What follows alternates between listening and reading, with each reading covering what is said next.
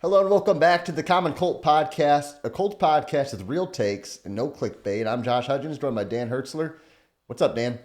Hey, not too much. This is draft week. We're ready to rock and roll. The fortunes of so many college kids are going to be changed. But hey, from our perspective, we're talking Indianapolis Colts, and this is a big draft. We're here to talk about how the Colts can actually win this draft.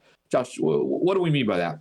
Yeah, it's kind of a catchy saying, but I think we view winning the draft as a team who can fill those positions of needs with impact players or the best players they can get. So obviously the Colts are kind of strong at a defensive tackle position with DeForest Buckner and Grover Stewart. So taking a strong defensive tackle doesn't necessarily do a whole lot for them. Whereas getting a star quarterback position of need and a star quarterback, that's how you win the draft.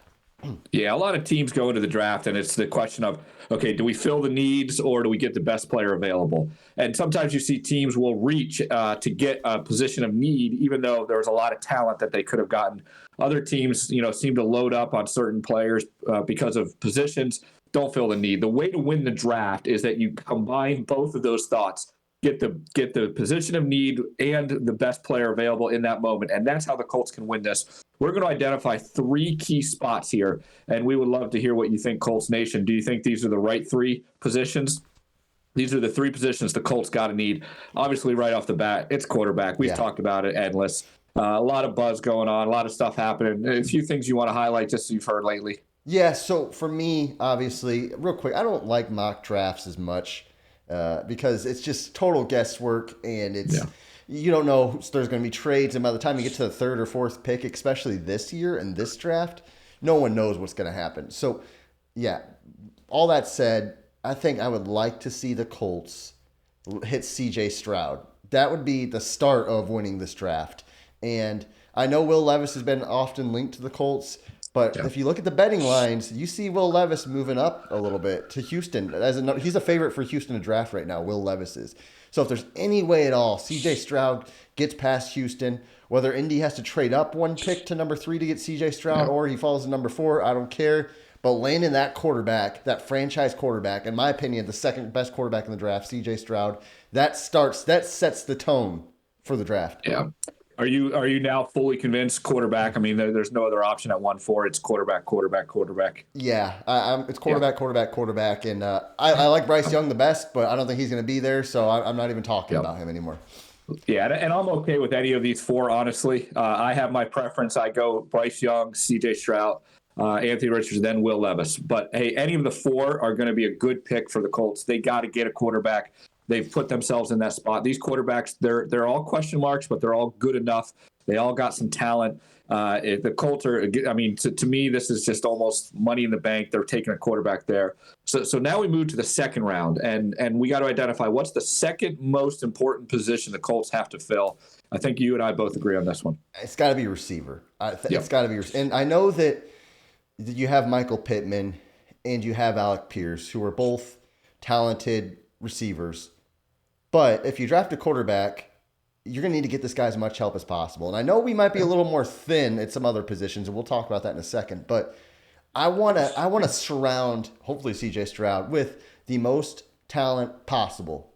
And I think the Colts need a slot receiver. And Isaiah McKenzie, he was a nice signing, kind of a fun signing maybe, but he's not anything that we can rely on. Josh Downs. First of all, I like his name, Josh, right? But I think this guy, he's one of my favorite wide receivers in the draft. You don't have to spend a first-round pick to get a great receiver in the NFL. It's one of the best positions to draft anymore in the mid-rounds, second, third rounds. And this guy's got interesting comparisons as a slot receiver. Do you know who he's compared to? Yeah, one of your favorites here. T.Y. Hilton, baby. So, hey, I like how T.Y. played, and the Colts used T.Y. as a number 1 star receiver, even though his body wasn't built like that. Neither was Josh Downs. So having him in the slot, complemented by two big guys, Alec Pierce, Michael Pittman, I like that a lot. Yeah, I think that this is a no-brainer for their second pick. This wide receiver group that we have right now is not very strong at all. You're a lot more higher on Pittman than I am. To me, I think he's just kind of an average guy. I think, when he hits free agency or whatever, I think you're going to find out the league's not really high on this guy. But he's a decent receiver, and he's good. Glad we have him this year, at least. But we have to get a receiver, not only for this upcoming year, but for the future. And like you said, we both really love Josh Downs. We think he is, just a great fit in that slot. There's a few other guys that we've kind of identified. Tank Dell out of Houston is pretty good. That didn't quite hit the 40 numbers you want, but in that slot, you want a little more shifty than you want about speed, and so he could be another one. Another one that is kind of popping around that I like. He doesn't really fit the Colts slot needs as much, but Jonathan Mingo is a big body, kind of physical Anquan Bolden type kind of receiver. Someone to keep an eye on. If the Colts aren't really sold on Pittman and they think, hey, he's going to walk, or they're not going to re-sign him for a second contract, and they want to get this guy in there, they might go ahead and get that. But I think the Colts, to win this draft, have to get in the first 2 rounds quarterback and then wide receiver. Yeah. Then we get to the 3rd round, and I think there's some good debate on whether or what position we need in the third round. Yeah, for me, I think, honestly, the Colts' biggest outside of quarterback, biggest position of need is actually cornerback. So it's interesting, and I know some people debated interior line, maybe a linebacker, because obviously Okereke is gone, but and Leonard's health is a little questionable. But to interior line, you mean like guards, not offensive lines? Yeah. So when I think about the cornerback position, we know Gilmore's gone. Kenny Moore had a down year last year. We don't know if that was just a fluke or something was just off, health, whatever.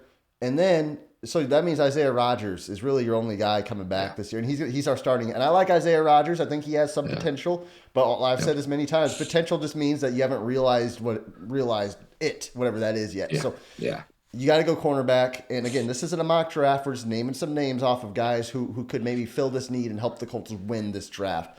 And I'm going Tre'Davious Hodges Tomlinson, the TCU cornerback. We've mocked this guy to the Colts before. He is short.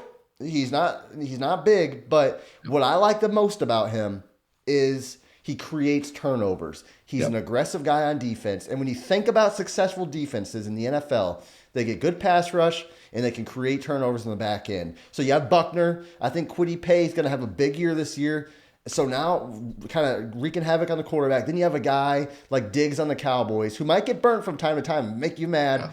But he's going to get an interception. He's going to flip the game. And the Colts have not had a cornerback like that in a very long time. Yeah, I agree with you. I do think, you could look at that, pass rusher. We still don't really kind of have a second pass rusher, even though we picked up the guy from the Niners. I'm never going to be able to say his name. Bach or whatever his name is. We'll get to it. If he gets a few sacks, we'll pick up his name real quick. But, that could be another position we look at, guard we mentioned there. But I'm with you here on the cornerback as well. And the good news is that this draft is extremely deep at the cornerback position. And so I think, Tomlinson is the one that we both really liked right away. It was Downs and Tomlinson. Those are the 2 guys that we were both high on right off the bat. If somehow the Colts end up with both those guys, we might need to play the lottery, the following day, because we've been all over these guys, and both of them are good. Hey, there's another guy, Garrett Williams, that I liked out of Syracuse. He tore his ACL. I think it's kind of worth some of those gambles for some of these guys, especially ACL. It's not quite as devastating as what we've seen in years past. And so, but I think these are the top 3 positions that if the Colts can get quality players that they can plug and play, they got to step right in and they got to play. Quarterback's going to have to play. Wide receiver, cornerback, like we've mentioned, they've got to step in and play. And if the Colts can do that, it's going to be a good draft for them. And this is how they win the draft. And this is what I'll be looking for, coming at the end of this week. Yeah, I think back to the year the Colts drafted Quentin Nelson. They solved the guard problem. And then they got Shaquille Leonard and Braden Smith all like in the first 2 rounds. Like they need that kind of draft this year. I mean, they've got to hit early in this draft. So I know some people flirt around with the idea of them trading back up in the end of the first round and maybe taking up. They have so many holes on this roster. I don't think they can afford to trade too many picks unless it's for the quarterback. That's the only position I think you can do that for right now. So, again, this isn't a mock. This is guys who we would like the Colts to see who we think could make a difference. If they hit in these positions with key players, this team's future I think can be changed very quickly in a very positive way, and we can get back on that track of an expedited rebuild is what I'll call it. So, well, guys, let us know what you think. If you could just take a moment to comment what you think about these positions, or do you want to change up that listing at all? Obviously, quarterback's number 1. Does corner go number 2 or something else? Let us know in the comments, and if you could subscribe. And until next time, guys, thanks for watching the Common Cold Podcast.